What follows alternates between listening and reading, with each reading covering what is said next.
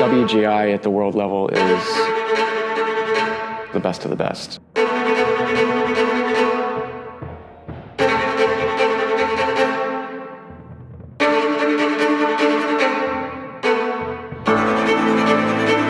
When you're at the world-class level, you already have a certain degree of experience and skill. It's that synergy that comes from everyone working toward the common goal. You can only really experience it. It's almost like a drug for us. There's groups from all over the planet that take part in this. Our goal was to go to Ohio and do the best show that we could do, and I feel like we did that.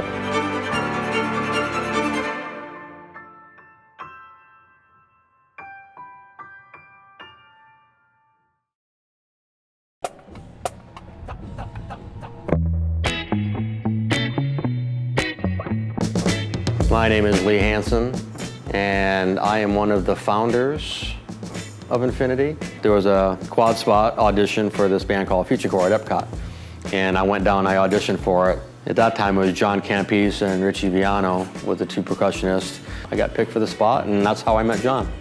My name is John Campese. I'm the executive director of Infinity. It seemed like when we were teaching the high school bands, we were having so much of an influence with those kids that they wanted to do something outside of the marching band experience. The WGI experience gave them an outlet. Tom actually was the one that conned us all into doing it. I was the most hesitant one. I jumped on board and here we are. WGI is a nonprofit organization that produces competitive circuits for a number of color guard, winds, and percussion ensembles since 1977. Groups within WGI are classified into two divisions, Scholastic and Independent.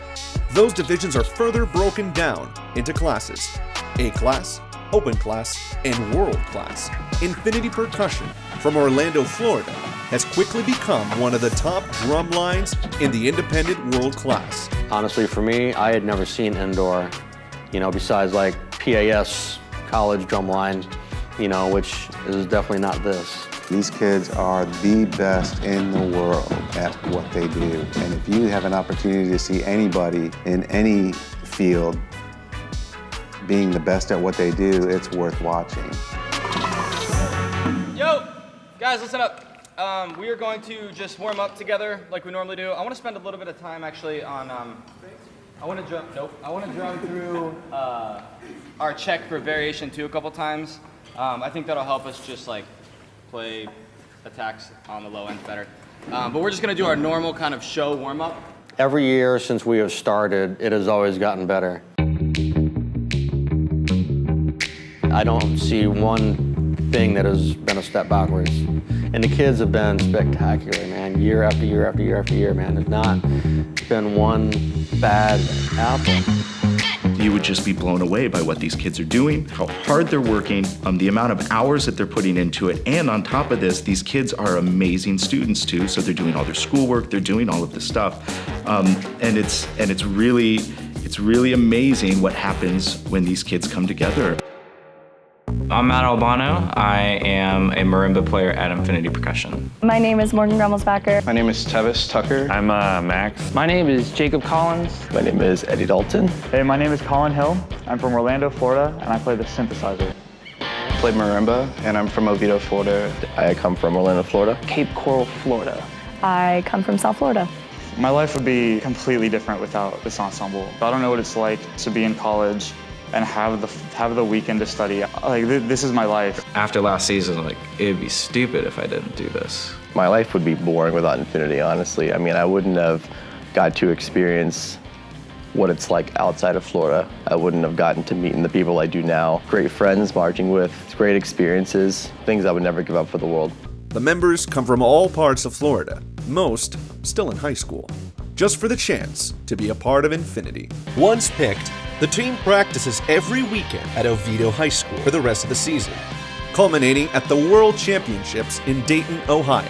And in WGI, the members can only participate until they're 22 years old, putting the pressure on them to get everything right. That's what I think is the biggest struggle, is just how we get so much information and so much education into such a short amount of time. And that's always something that I think we're working on a daily basis. So they have to get as good as they're gonna get, essentially, on their instruments by the time they're like 22 years old. And that's insane to me.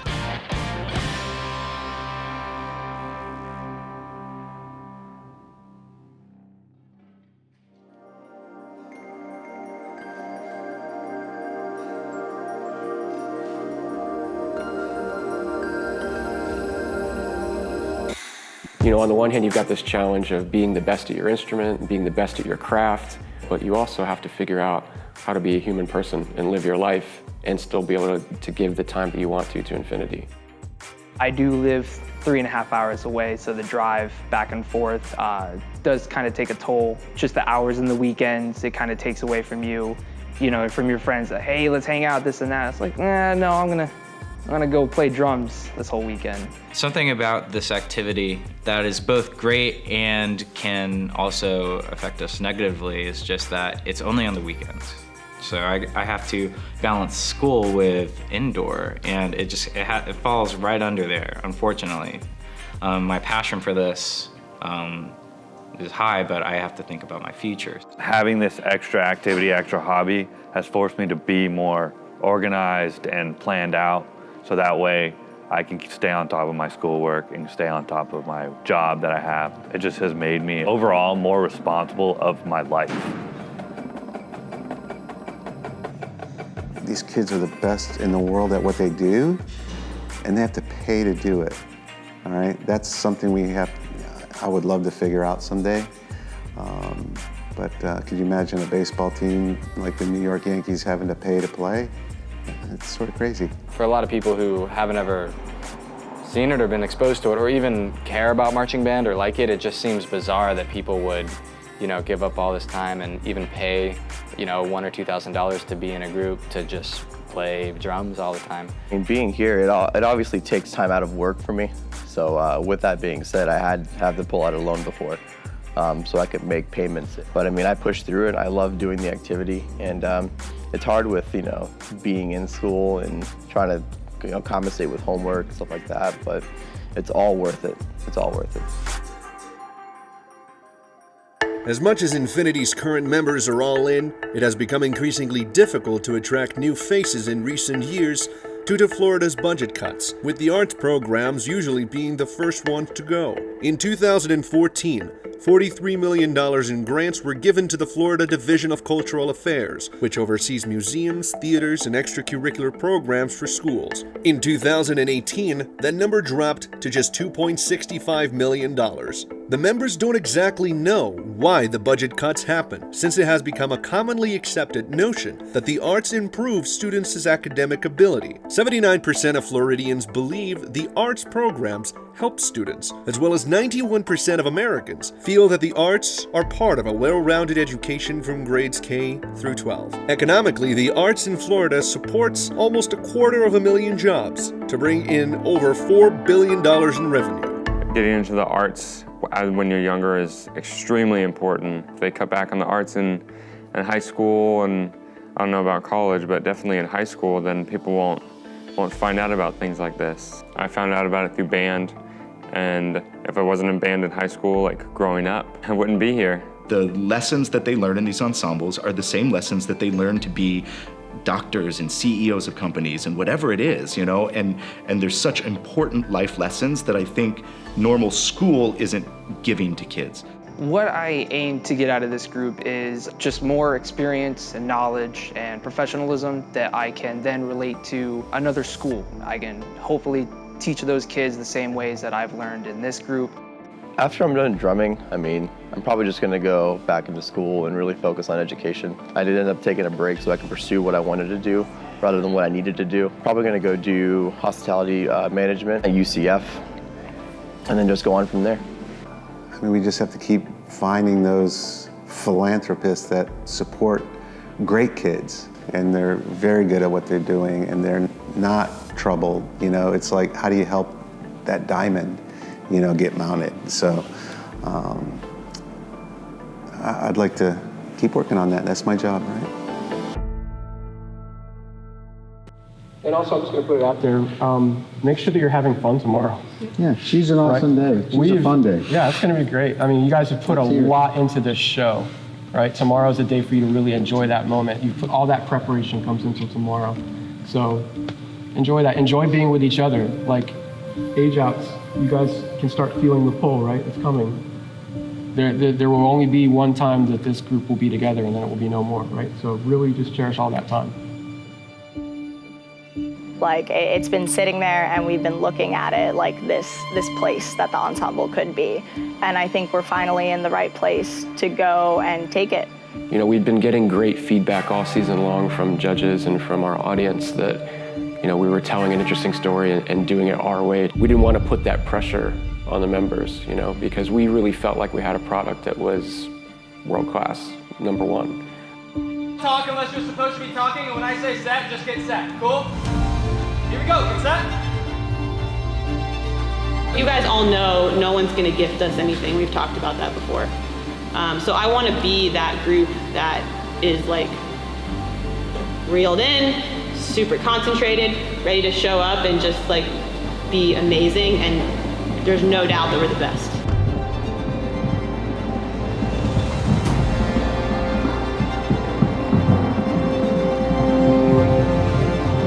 Our job is to go in there and be undeniable and do what we do, which has been better than it's ever been. We're going to do better than Infinity's ever done. I think we'll be happy and we'll leave there extremely satisfied.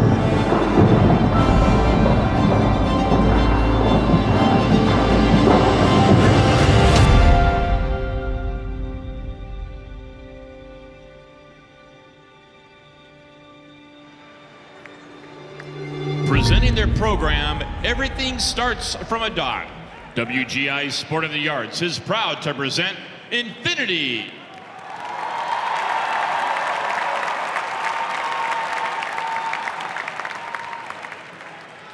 Everything starts from a dot.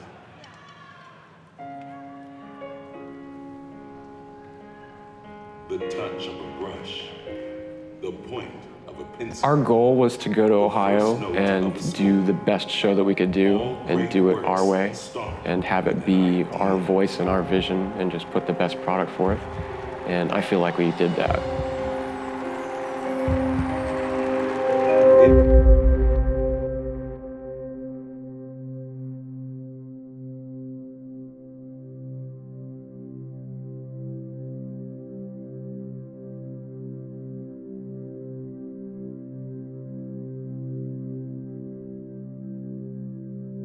I thought the outcome at Dayton was very surprising. Sixth place, if we want to stack it in numbers, like sixth place the previous year, the group got fifth place. Like, you want to say we got a notch down? Personally, I don't think that. I believe that we showed ourselves worthy to be that top echelon, which is great. And other groups just came out of nowhere and did it too, and that's just as great. Our goal is to be as absolutely creative and artistic as possible. And I think the kids love that. I think the kids love that about that. And if that's the legacy that is passed on, then I don't know if there's a better legacy that you could pass on. You know, to me, that's better than any type of wins or medals or anything like that. And all of those things will come if everything else is in place, I think, you know. So I think that would be a great legacy.